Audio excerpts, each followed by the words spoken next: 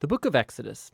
In the first video, we explored chapters 1 through 18, which tell the foundational story of how God rescued the enslaved Israelites by confronting and defeating Pharaoh, while offering a way of escape through the blood of the Passover lamb. God then delivered his people by bringing them through the waters of the sea and then into the wilderness, where, surprisingly, they grumbled and complained.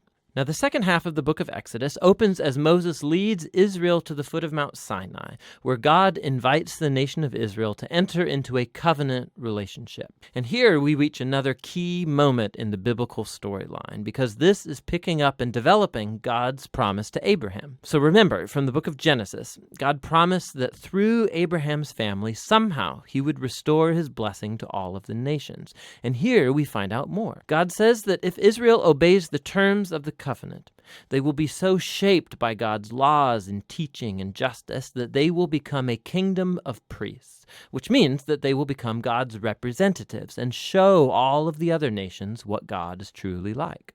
Now, the people of Israel eagerly accept the offer, and so God's presence appears right on the top of Mount Sinai in the form of cloud and lightning and thunder.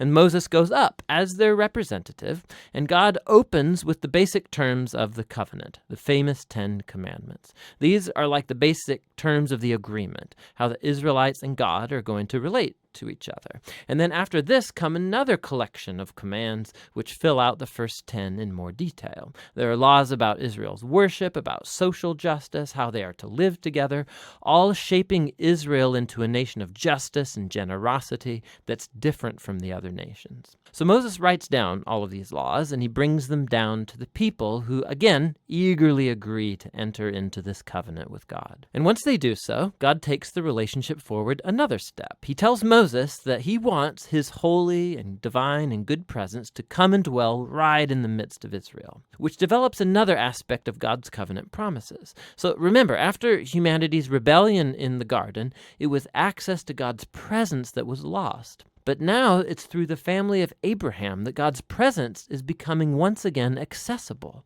through this covenant relationship, and first with Israel, and then somehow one day to all nations. So what follows are 7 chapters of detailed architectural blueprints about this sacred tent called the tabernacle. There's an outer courtyard with an altar, and then in the center there's a tent that has an outer room and then an inner room. And then inside the inner room, which is called the most holy space, is a golden box called the Ark of the Covenant. And there's angelic creatures over the top of it. It's the hot spot of God's presence. Now there's lots of detail in these chapters, and it's important to know that every piece has some kind of symbolic value. All of the flowers, the angels, the gold, and the jewels, it all echoes back to the Garden of Eden, the place where God and humans lived together in intimacy. And so the tabernacle is like a portable Eden, so to speak. It's the place where God and Israel can live together in peace. At least in theory, because right here, something goes really, really wrong. Israel breaks the covenant. As Moses is up on the mountain receiving the blueprints for the tabernacle, down below at the camp, the Israelites, they're losing patience. And so they ask Moses' brother Aaron to make for them a golden calf idol so they can worship it as the God who saved them out of slavery in Egypt. Now God's presence, it's right there on top of the mountain. They can see it. But here they are below, breaking the first 2 commands of the covenant they just agreed to. No other gods and no idols. Now, what follows is really important. God knows what's happening down below. And so he first invites Moses into his own anger and pain.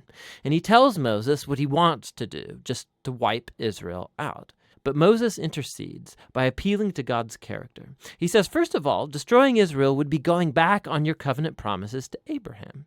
And then Moses appeals to God's reputation among the nations. What would they think if they see you destroying your own people? And so God accepts Moses' intercession, and he relents.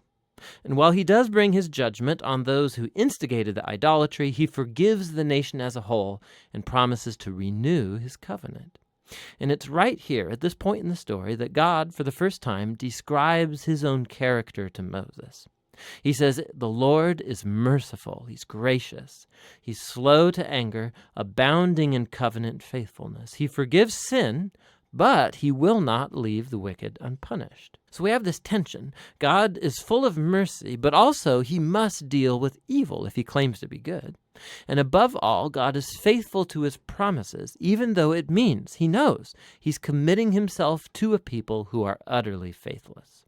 And so after renewing the covenant with Israel, God commissions Moses to go ahead and build the tabernacle. And once again, we get 5 long chapters describing in detail the construction of the tabernacle. And it all comes together in the final chapter where the tabernacle's finished. God's glorious divine presence comes and hovers over the tent, and our hopes are high. And so Moses, he goes right up to enter into the tent, and he can't. He actually can't go in.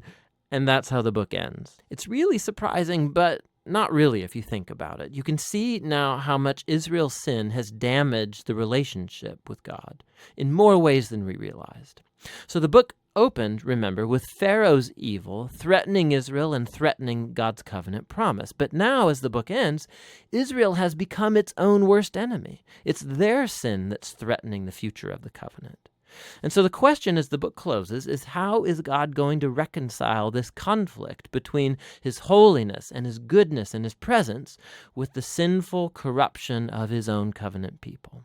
The solution to that problem is what the next book is about. But for now, that's the book of Exodus.